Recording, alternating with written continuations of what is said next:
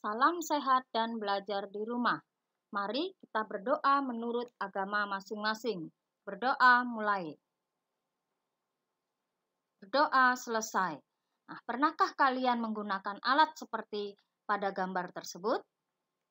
Ibu yakin ada yang pernah menggunakannya, atau paling tidak melihat orang menggunakannya dalam aktivitas sehari-hari. Nah, ini akan kita bahas dengan kompetensi dasar menjelaskan konsep pesawat sederhana dan penerapannya dalam kehidupan sehari-hari, termasuk kerja otot pada struktur rangka manusia. Nah, akan kita bahas pada materi pengungkit, otot, tulang, dan prinsip pesawat sederhana. Nah, indikator pencapaian kompetensi yang harus kalian kuasai, yang pertama, menjelaskan jenis-jenis pengungkit. Yang kedua, mengidentifikasi syarat keseimbangan pengungkit. Yang ketiga, menjelaskan penggunaan pengungkit jenis pertama, jenis kedua, jenis ketiga dalam kehidupan sehari-hari. Yang keempat, menghitung keuntungan mekanik pada pengungkit. Yang kelima, menganalisis prinsip pesawat sederhana pada sistem gerak. Dalam kehidupan sehari-hari, orang menggunakan pesawat sederhana untuk mempermudah melakukan usaha. Nah, jenis-jenis pengungkit atau tuas yang akan kita bahas. Yang pertama adalah pengungkit jenis pertama. Adalah jenis pengungkit yang titik tumpunya terletak di antara beban dan kuasa. Nah, contohnya adalah gunting. Yakin kalian pernah semua menggunakannya. Contoh kedua adalah permainan jungkat-jungkit. Nah, di TK mungkin pernah kalian lakukan ini. Yang kedua adalah pengungkit jenis kedua. Adalah jenis pengungkit yang bebannya terletak di antara titik tumpu dan gaya. Contohnya adalah alat untuk membawa pasir atau tanah atau batu bata itu ya, sorong namanya. Lalu kemudian alat pelubang kertas. Yang ketiga, pengungkit jenis ketiga adalah jenis pengungkit yang kuasanya di antara titik tumpu dan beban. Contohnya adalah sekop, lalu penjepit atau pinset.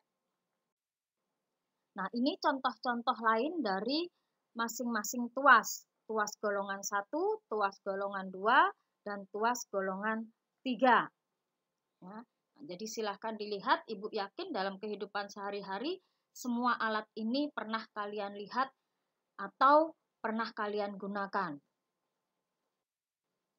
Hubungan titik tumpu, beban, dan kuasa pada pengungkit seperti pada gambar itu. Ya.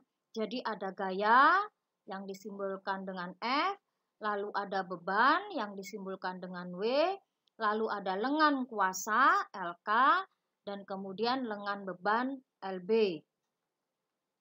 Nah, rumus matematis dari pesawat sederhana jenis pengungkit ini, W kali LB sama dengan F dikali LK, di mana W berat beban dalam satuan Newton, LB lengan beban dalam satuan meter, lalu gaya kuasa dalam satuan Newton, lalu lengan kuasa dalam satuan meter.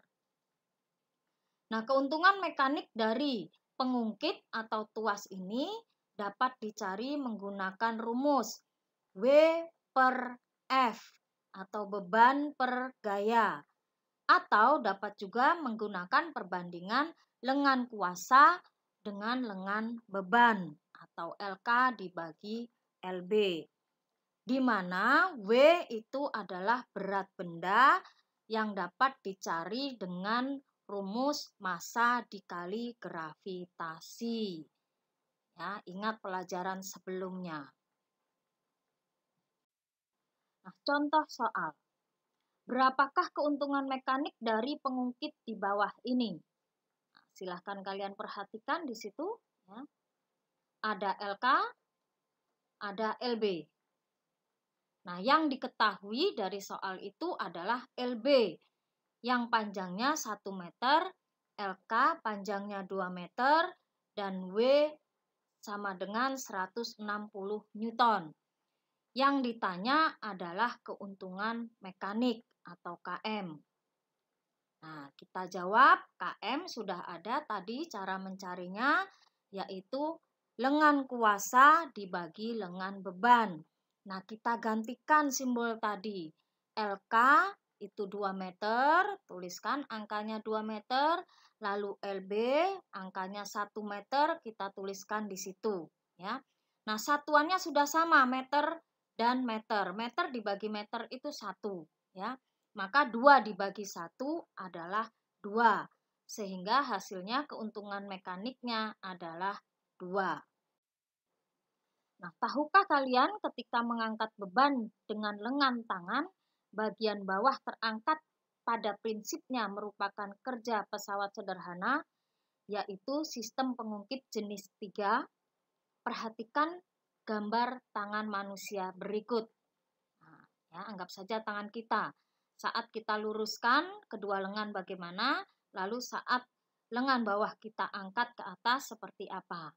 Nah, di situ terjadi prinsip pesawat sederhana, di mana tangan kita sebagai titik beban yang membawa beban, lalu kemudian lengan bawah kita itu adalah titik kuasa, lalu siku, bagian siku kita itu adalah titik tumpu, di mana di situ terdapat sendi engsel.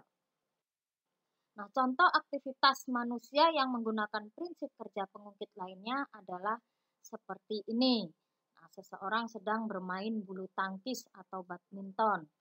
Nah, pada bagian lehernya itu menggunakan prinsip pengungkit jenis pertama, sedangkan pada bagian lengan sampai kemudian ke bagian sendi peluru itu pengungkit jenis ketiga, lalu kemudian di mana kakinya menjadi titik tumpu lompatan itu menggunakan prinsip pengungkit jenis kedua. Nah, sebagai evaluasi materi hari ini, kalian kerjakan soal-soal pada link yang Ibu kirimkan. Terima kasih atas perhatian dan ketekunan kalian dalam belajar. Berdoalah setelah selesai belajar hari ini.